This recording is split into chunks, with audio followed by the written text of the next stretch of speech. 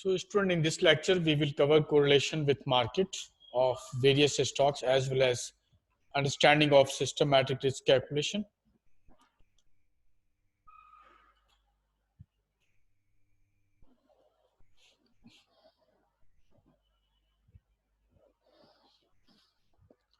Overall risk is divided into two components, as you can see, systematic risk and unsystematic risk. Risk that can be diversified away by making portfolio is called unique risk, which is related to a specific stock, and this can be eliminated with the help of a diversified portfolio. So on this slide, the term unique risk or unique part can also be taken as a uh, diversifiable risk. While there is another risk which is called systematic risk, is related to economy and cannot be eliminated. So this, which is presented by beta, is the risk which cannot be eliminated. This is the reason that this risk is also called undiversifiable risk. So in this regression equation, beta is taken as systematic risk that must be bear by investor, and unsystematic risk can be eliminated.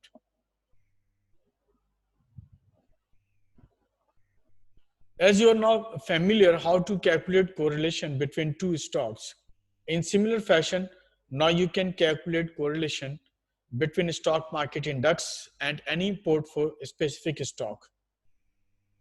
You need only two information for this purpose. The one, index values, and second, the stock price of a specific stock for which you are interested to calculate correlation.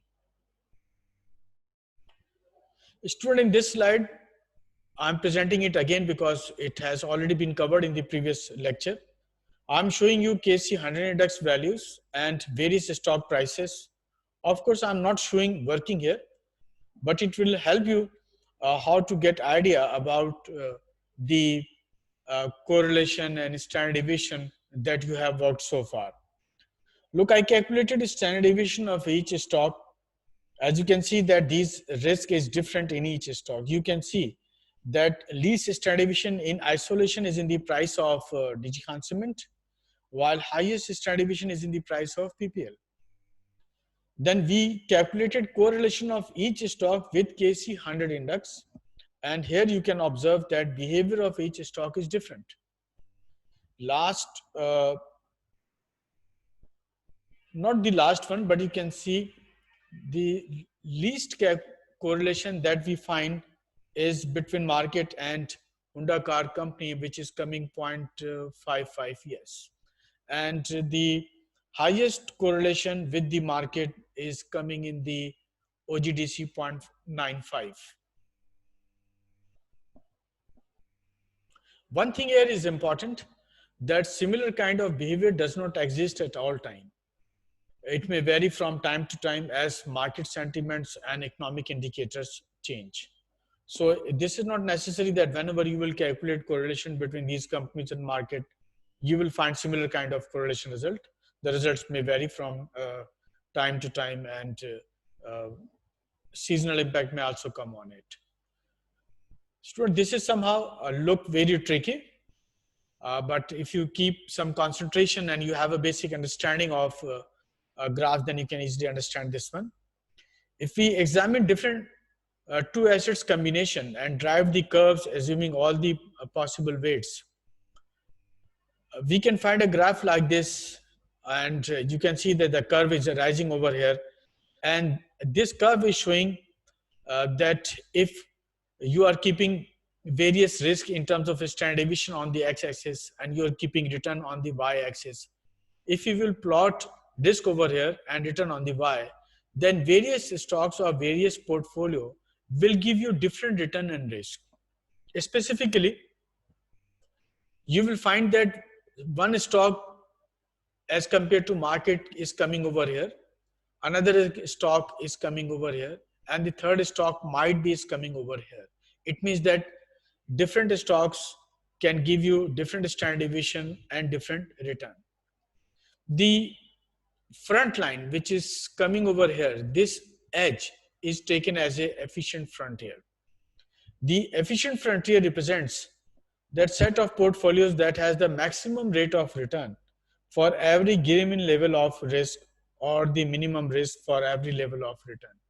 Just assume that one stock is coming over here, and another stock is taking the same risk but is rising over here. So naturally, this stock is giving you more return as compared to the one which is rising over here. We would say that portfolio A in graph dominates portfolio C, because if you look at the portfolio C, you can see that portfolio C and A both are giving you same return, but the risk of portfolio C is more than portfolio A. So if I ask you which one should be taken, would you like to take C or would you like to take A? So naturally your answer should come in favor of A, because A is taking less risk and giving you the same return, while the C is giving you more risk and giving you the same return. Similarly, if you check the portfolio B dominates portfolio C again.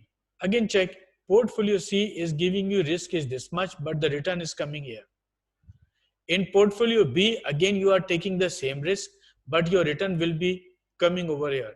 So naturally, rather than taking this return, you would prefer to go to this return when you are facing the similar kind of risk.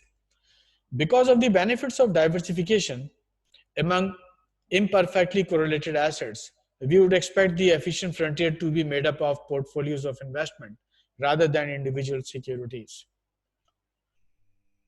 Two possible exceptions arise at the end of points, which represents the assets with the highest return and the assets with the lowest risk. As an investor, you will target a point along the efficient frontier based on your utility function. Means you will try to keep yourself over here rather than inside of this graph. All of these portfolios have different return and risk measure, which expected rate of return that increase with higher risk.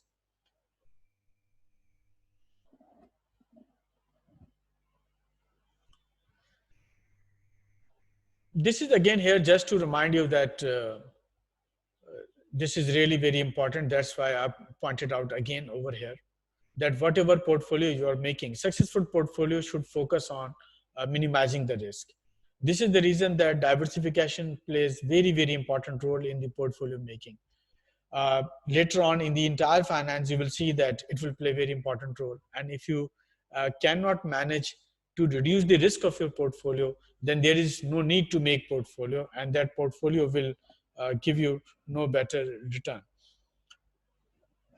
Actually, we will cover this topic on Excel in online classes, but here I am only showing you the basic process that if you are interested to calculate systematic risk, which is also called beta, then what information you will need and what process you will apply on Excel.